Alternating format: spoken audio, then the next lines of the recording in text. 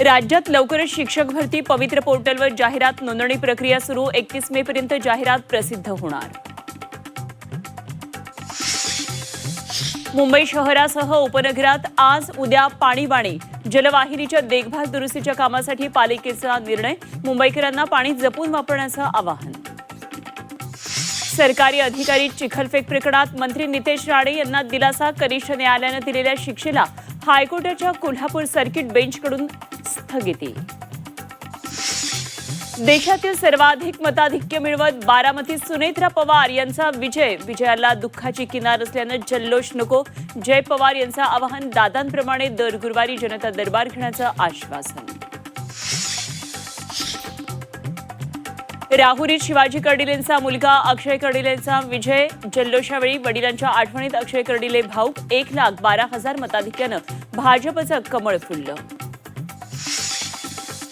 भोंदू अशोक खरातचा ताबा आता शिर्डी पोलिसांकडे। फसवणुकीच्या गुन्ह्यात 14 दिवसांची न्यायालयीन कोठडी, तर मनी लॉन्ड्रिंगच्या प्रकरणात प्रतिभा चाकणकरांची 8 तास चौकशी।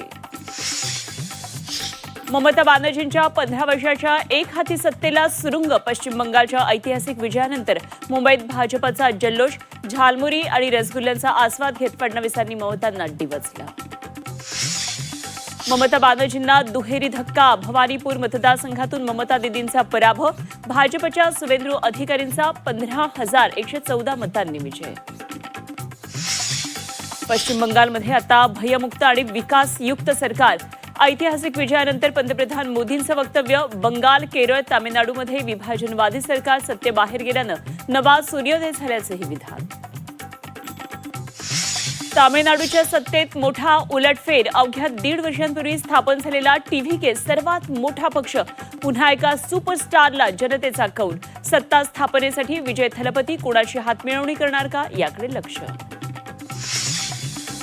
आज देशभर अंगारकी संकष्टी चतुर्थीचा उत्साह। मुंबईमध्ये सिद्धिविनायक तर पुण्यामध्ये दगडूशेठ गणपती मंदिरात भाविकांची गर्दी। राज्यभरातल्या गणरायांचं दर्शन झी24 तासवर।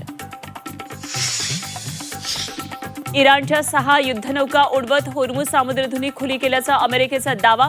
होर्मुझसाठी अमेरिकेची प्रोजेक्ट फ्रीडम मोहीम, तर अमेरिकेविरोधात इराणची आक्रमक भूमिका।